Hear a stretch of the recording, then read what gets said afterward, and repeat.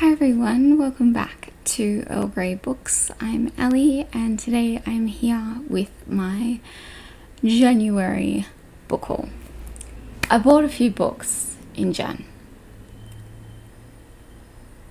A vast number of them have not arrived, but I still have a stack here, so I'm going to show them to you. I'm going on a book buying ban in February. I will link my haul revisit, which I did on Wednesday, down below as to kind of why. But we're going to jump into this. So I have these. I also have bought some non-fiction and some historical romance over the month. I have decided to stick with keeping those as separate book hauls because they seem to do really well and people seem to enjoy them, having them split like that. So I'm going to keep doing that. But I still have some things to show you. So we're going to start off with some ones that I've already read. So starting up, we have 1,000 Ships by Natalie Haynes. This is a retelling of basically the women of Troy and a whole host of others. In fact, I didn't really like this because it had so many, it followed so many different people that I just kept getting lost.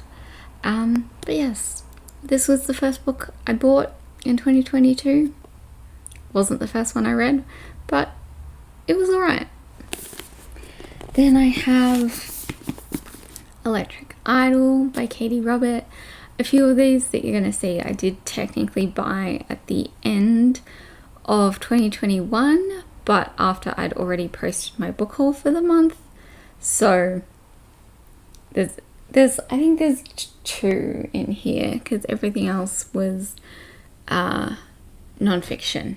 But this is the second book in the Dark Olympus series, sequel to Neon Gods, which is one of my favorite books, and really enjoyed this one as well. Or I guess not as well, but I enjoyed this one as well as Neon Gods. There you go. Then I have Duke Actually by Jenny Holiday, which is a royal romance sort of. He's not even a duke. He's a baron technically. It's got a little bit of Christmassy vibes in there.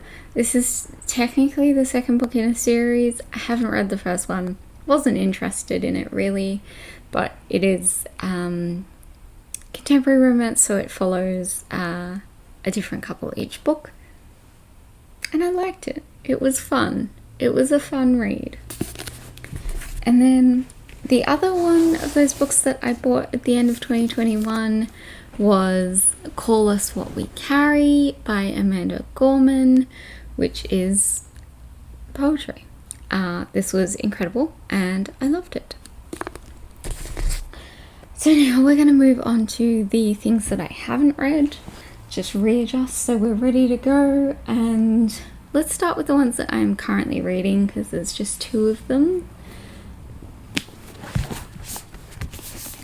So I have Battle Royal by Lucy Parker, which is a baking.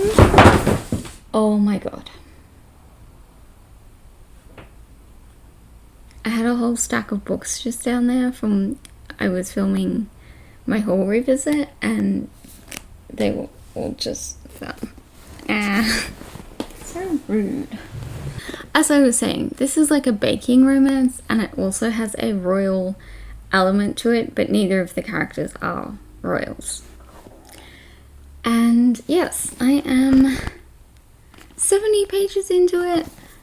I'm not sure about it at the moment. I'm enjoying it, but it's nothing, it's not blowing me away, but I'm not really that far in considering. And then I have Heart of the Impaler by Alexander de la Croix. This was the December book from the Fable Crate box. So I'll link that unboxing below if you're interested. I started this last night and I'm 50 pages in. I'll talk about this when I've read it. Actually, my next video will be a vlog, so you will see me talk about it in that. But I'm holding my thoughts until then because I'm not far enough in yet. And then I have just a bunch of random ones here. I have here Quiet in Her Bones by Nalini Singh. I signed up for Amplify Bookstore's Discovery Pack, which is every 2 months they send you 2 books from a particular area, and you discover things. So it started off with Oceania, because that is where we are, and Nalini Singh, and this takes place in New Zealand. Very excited about it. This is like a crime thriller, which isn't something I read, but I like Nalini Singh and I trust her. Next up, let's go with this one. This is The Mystwick School of Musicraft by Jessica Corey. I think it was Jane who mentioned this on, I think it was on a sprint, and I was instantly like, a middle grade with magic? I'm there.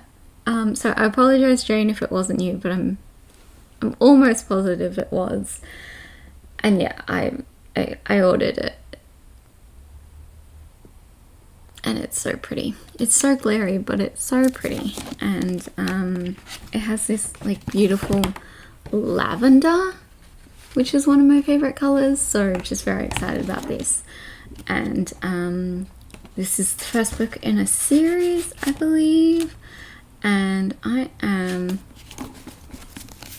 pumped for this, honestly. And then I have 2 here that were discounts, basically. This here is Before Jamaica Lane by Samantha Young, which is the 3rd in this series. I haven't read any of the others, but again, it's a contemporary romance. So it follows different couples. I am not sure about this one. I got this for $1 secondhand, so if I don't like it, it's totally fine. I thought I'd give it a go for $1.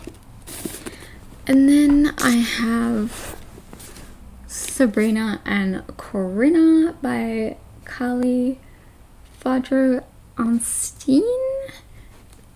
You might be able to see this was 10. This was a tenner. It's like there's nothing wrong with it. It was, maybe there's like a bit of like dirt and stuff, but it's not ripped anywhere or anything like that. So anyway, I've wanted this one for ages, and I just never seen it. I had never been one of those ones that I was like, you know, I didn't go out and search for it, but I'm very excited that I have it now.